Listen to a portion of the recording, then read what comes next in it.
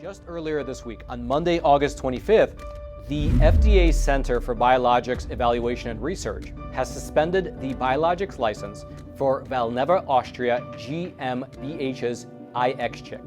And IXCHIQ is a vaccine for chikungunya, which is a mosquito-borne disease. And this particular vaccine, it was initially approved by the FDA to be administered here in the US back in November of 2023. It was actually fast-tracked in the FDA under what's known as their Accelerated Approval Pathway, their AAP. That's basically the mechanism that the FDA uses to speed up the availability of both vaccines and drugs for any illness that's both serious as well as currently untreated. And chikungunya, it fit that bill, and therefore the FDA approved that vaccine while they continued to collect further data. And let me show you a basic timeline of how that actually went. Let me explain to you why some people oppose the MMR vaccine. In every single dose of an MMR shot, there are literally millions of pieces from the cultured cell line of an aborted fetus in every single injection. Now, again, that might sound crazy, but I could literally pull up right now the CDC's own ingredient list for the MMR vaccine. Anybody can do this at home.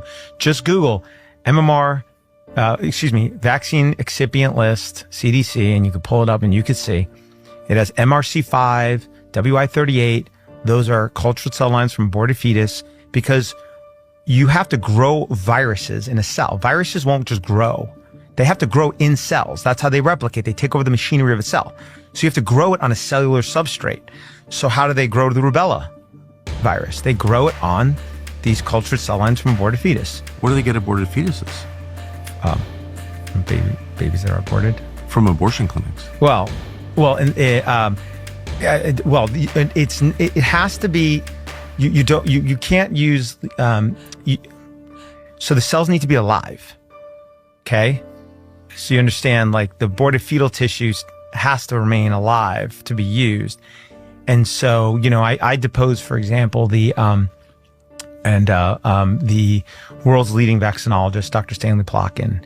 And that deposition is actually available on thehighwire.com. The whole deposition, 9 hours, is available there. Okay. Parts of it are available on X. And yes, I watched part of it in preparation for this interview and was so shocked and revolted by it. I was already on your side, obviously, as a parent of a child who was vaccine injured. So I'm in tune with everything you're saying. But that deposition with Dr. Stanley Plotkin, who's still alive, 93, I checked, was one of the most shocking things I've ever seen in my life. You watched the whole thing? No, I watched selections of it. Okay, yeah. And so then about what the clip I'm about to talk about, which is relating to just one study that was done that involved over 70 normal, healthy fetuses, right? There was nothing wrong, there were no abnormalities that were aborted for the purposes of this one study. I mean, past the first trimester. They were all older than 3 months, he said. That's right.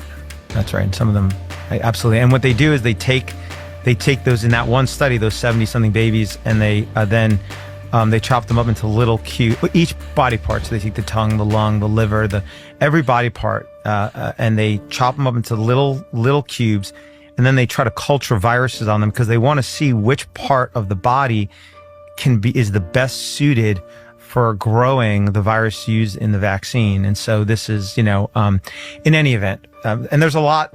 Anybody who wants can research about this. So this is answering the question: why is this a religion for some people? There's some heavy stuff going on. You mean for folks who don't want to receive the vaccine? No. For people who support them. Well, there's a human sacrifice quality here. Sorry. That was my takeaway from that interview. And I think you actually asked him, are you an atheist? Yes, I am. Yes. Well, the case was about a religious belief that our client had, contrary to the practice of vaccination. They didn't want to vaccinate her kid. And he decided to volunteer, for reasons I'll never understand, to be an expert. And he came to the deposition. He didn't come to trial. He did not show up for trial. We even sent him a subpoena ducis tecum after the deposition. If you ever see the deposition, he says, "Oh, well, there is this or there's that." And so I sent him a document request saying, "Hey, you said there's this and that. Give it to us."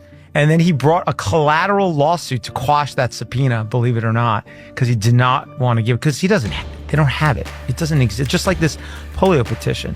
It's not, I don't ask for things, we try to do my homework beforehand. In any event, there's a this vaccines are grown with the cells of aborted baby tongues.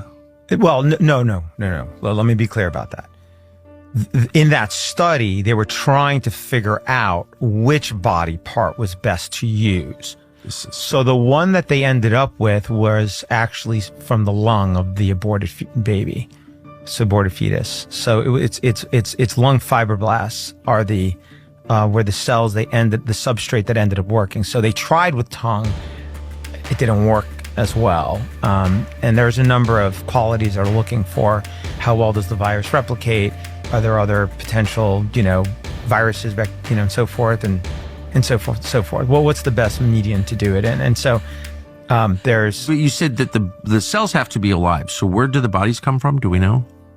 I mean, when the baby is aborted for the purposes, and they're typically aborted for the scientific purpose, right? I mean, they have to know beforehand for the most part, because if they abort the baby and they don't immediately act to make sure that the tissues don't die, then you can't use them in these experiments. So, and this is I'm about as uncomfortable as I've ever been in an interview right now. This is like really beyond that this happens.